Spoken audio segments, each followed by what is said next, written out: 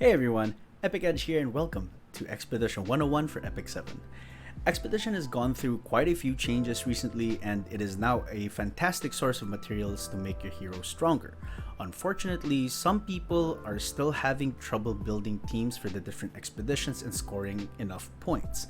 And I guess that's why we're here today.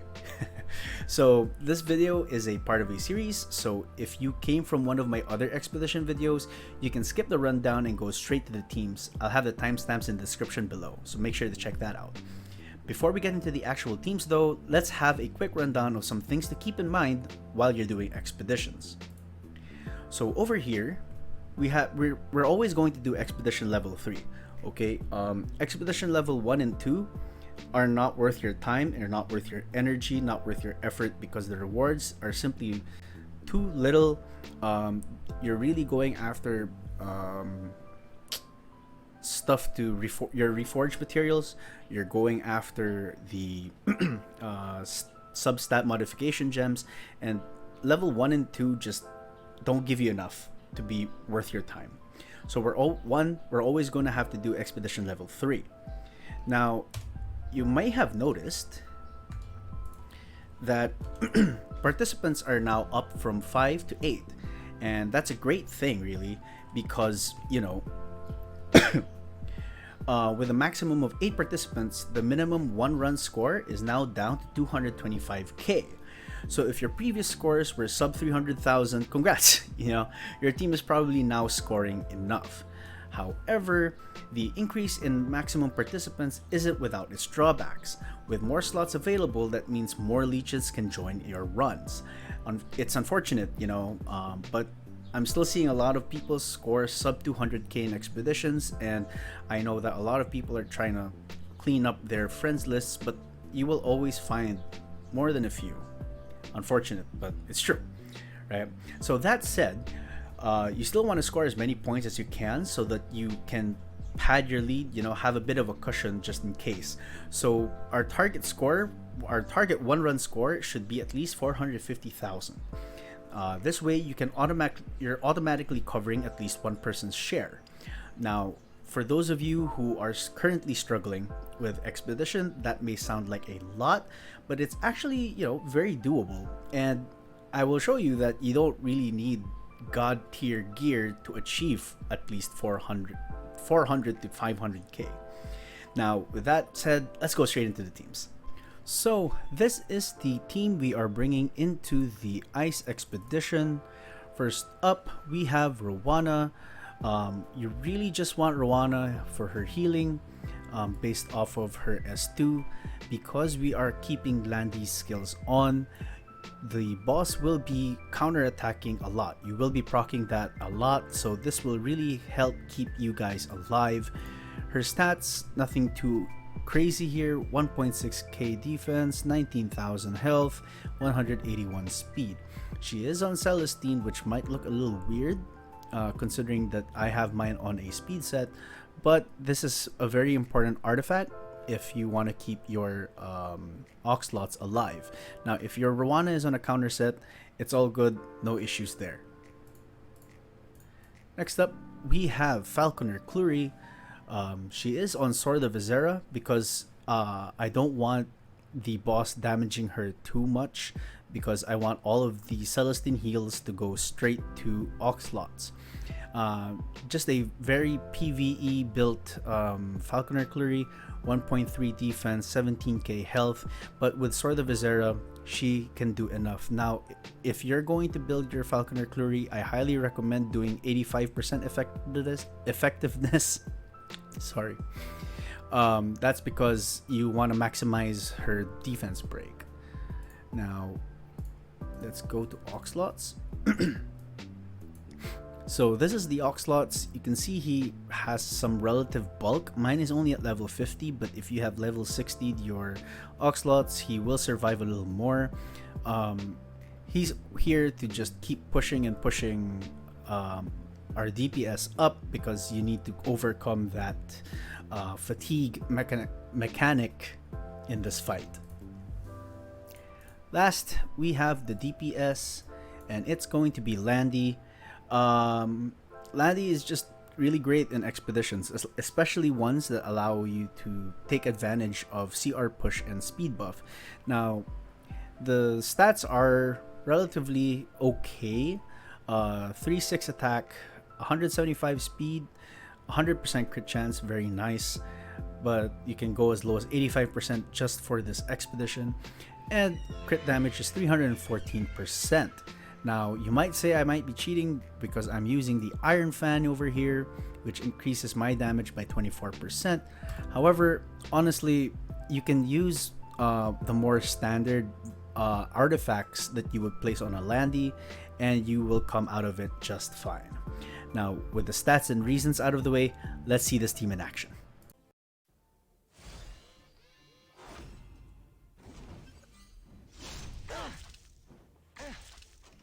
Did you think you could outdo me?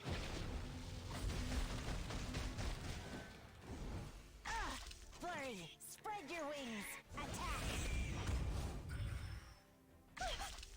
May the light free you from despair. Take this. Taking point.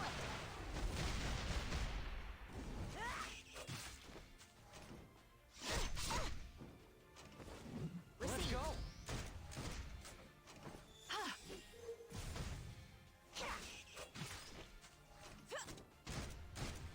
Now's my time to shine. Get moving. Good.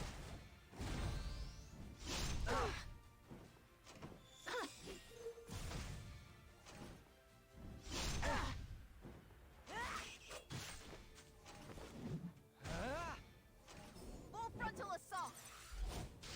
That's an order.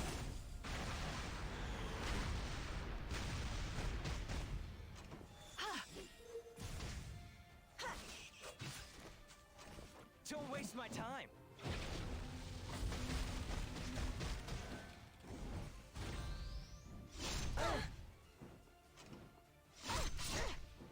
I'm strong.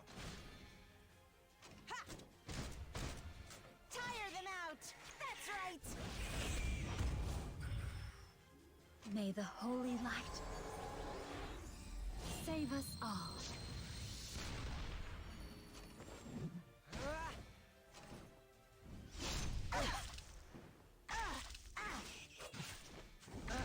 Now's my time to shine. Now, Trust me.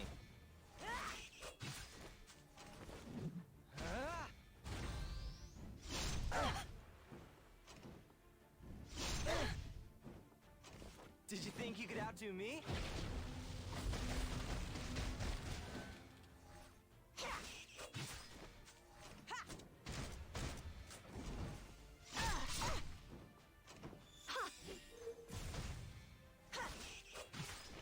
Take this. You didn't see this coming. Fly, Flurry. Get him.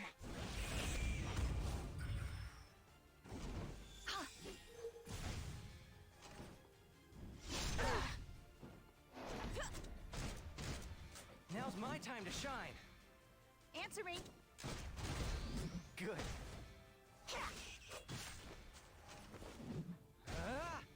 generous Rekos, please protect us. Here's my chance.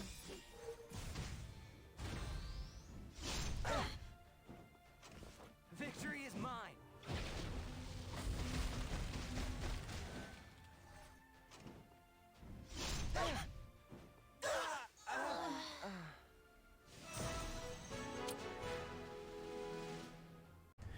Okay, so that was a pretty good run, but I know that a lot of you are probably thinking, hey, Edge, I don't have those units.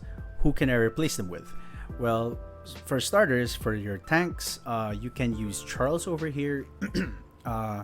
He's a lot more offense oriented, and if you have him on counter set on or N/or Elbrus, he will proc a lot of counter attacks from the boss as well. So you might need a lot more healing to keep everyone alive, but he is a decent option and can help you score a lot higher. another option available to you, well, some of you, would be the Great Mortelix.